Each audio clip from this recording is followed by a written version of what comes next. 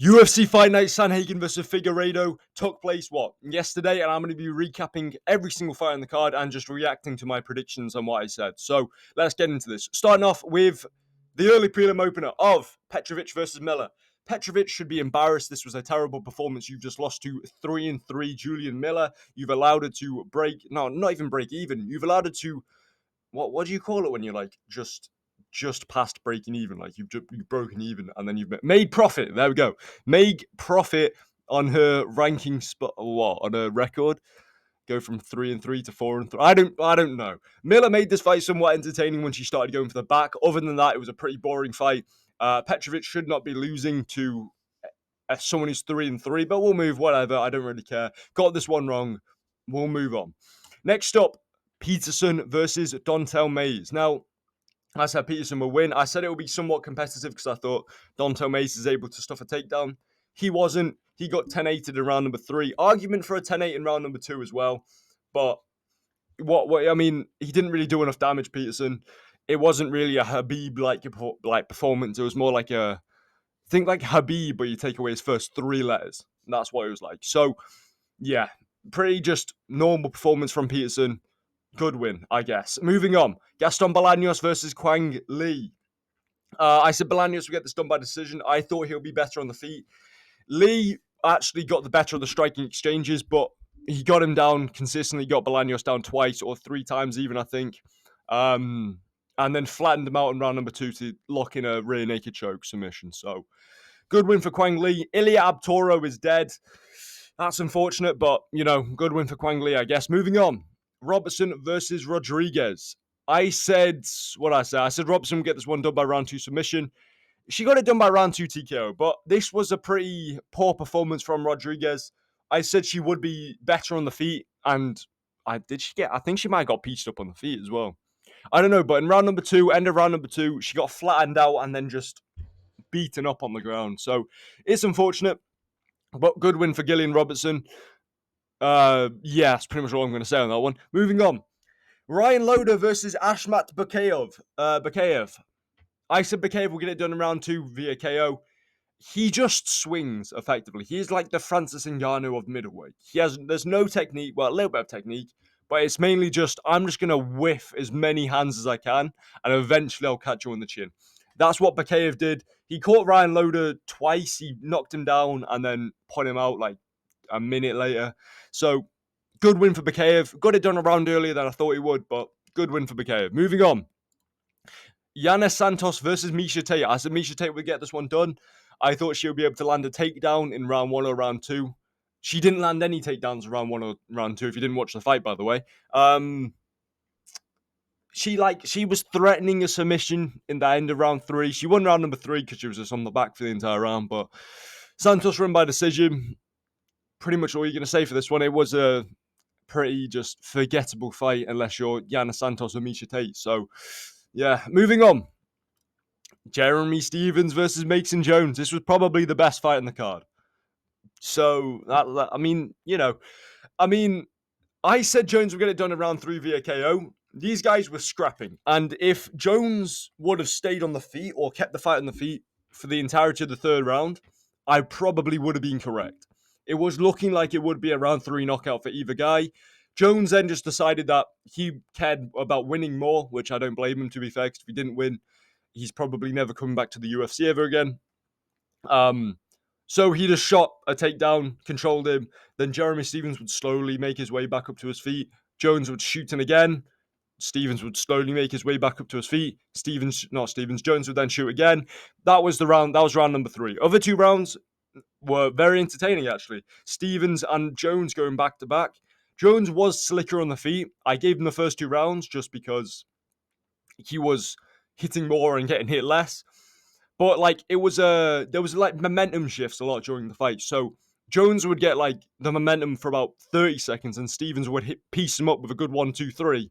And then the momentum shifts to Stephens and then back to Jones and Stephens. It was a very fun fight. But obviously Jones kind of did kill the fight in the last round. But, he cares about winning more than making a good fight. So we can't really blame him for that. Moving on. Siddy versus Smotherman. I said Siddy will win this fight. It was a pretty nothing fight as well, to be honest. It was kind of just What? I mean, Smotherman came out with a very conservative stance, very conservative striking. City was very light in his feet. And the question is, when that happens is, okay, how long you're going to be able to keep up this pace for? Or how long you'll be able to stay light on your feet? And that's the question for City. Because with Smotherman, if you start off quite slow, you then need to try and build into the fight a little bit more and throw up more volume later on or later rounds. Smotherman started off and ended the exact same. City started off and ended the exact same. So it was quite clear that City was controlling the pace of the fight, which is basically the whole reason why I won this fight. He just landed more and got hit less. But yeah, good win for City. I said he would win by decision. He won by a decision. Literally nothing else for me to say. Very boring fight unless we're analysing their foot position. You know what I'm trying to say? Next up, another very boring fight. I said round 2 KO for Montel Jackson. Daniel Marcos wants to do everything except fighting here, by the way. Like, for an undefeated, the only reason he's here is because he's undefeated. If he was, I don't know, 17-2, no one would care about him. You know, he didn't want to fight Montel Jackson here. He just wanted to, like, he threw a few leg kicks, a few strikes to the head of Montel Jackson. Other than that, he was just, I'm going to hold you against the fence. I'm going to try to shoot a takedown. Did nothing with the takedown as well, by the way. So Montel Jackson was the only one really fighting here. Pretty poor performance from both of them. Yeah, so he holds on to his ranking spot. Very poor performance from both of them, but at least I got it right. You know what I'm saying? Moving on. Santiago Ponzinibbio versus Daniel Rodriguez. This was a fun fight. This was quite fun. This was probably probably about the second funnest fight on the card, or like number 2 for, I don't know how to phrase this. We're just going to move on. Santiago Ponzinibbio, I said round 3 KO. He got knocked out in round number 3. It was a pretty good, I think it was a 5-punch combination that put him down. So the first 3 punches were kind of irrelevant, and then the last 2 were the ones that really do matter. I think he caught him with a left hook. No, he caught him with a right hand, and the left hook that the follow-up shot was with just put out Ponzinibbio. Really did all the damage in that sequence, to be honest. But good win for D-Rod. He made some music, and he walked out to his music. So I guess we can give him brownie points for that. Moving on. Reina Dorida versus Bo Nickel. Now, I said Reina Dorida would win via round 2 submission. He won via round 2 TKO. Now, Bo Nickel, American wrestler, 3-time Division 1 champion, unable to land a takedown on Reina Dorida. He managed to reverse a takedown from Reina Dorida. It was he tried to sweep his feet, and Bo Nickel kind of reversed the position. Did absolutely nothing with full guard, by the way. He just sat in full guard the entire time. Dorida then managed to reverse the position into a side control, where Bo Nickel was unable to move for the rest of the round.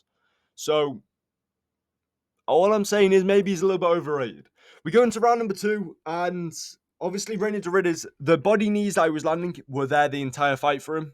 I mean, they were there for the entire duration of the fight. Bo Nickel made no attempt to stop them whatsoever, other than just putting his glove in front of his body.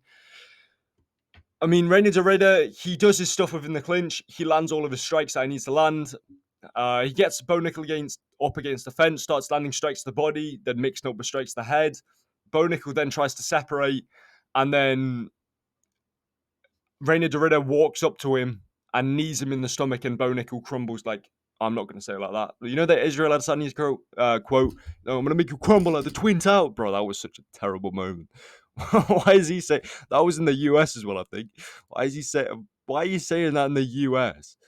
That's criminal. I've just remembered that. I'm going to make you crumble like the Twin Towers. Bro, Israel Adesanya, man. He had some criminal one-line. Leave you frozen like Elsa. Criminal one-liners. Insane. Anyway, where was my point? Oh yeah, Bo Nickel, overrated. He's going to get absolutely slated online because he's talking himself up like he's the next Habib. He said he could beat Chimaev, by the way. Couldn't get Reina Dorida down, but he's going to out-grapple Chimaev, everybody. You know, it's just Bo Nickel things, really. Good win for Reina Dorida. I said he would win. I made a cheeky little money on this one because he was a plus 260 favorite, so I made a little bit of cash. But yeah, good win for Reina Dorida. Moving on. I don't even want to talk about this one. Figueiredo came in with the game plan to sit on a heel hook for the entirety of round number 1, and then the entirety of round number 2, and then blow his knee out. So I don't want to talk about it. I'm going to be honest. So I'm going to end this video here. These were my predictions for the cards. It came in 11th place, which is pretty bad. But I finished it with a 69% prediction rate overall, 58% prediction rate for this card. Finished with a 68% overall all time. I'm going to try and get that up to 80. We're slowly climbing. So I'll see you on the next one. Goodbye.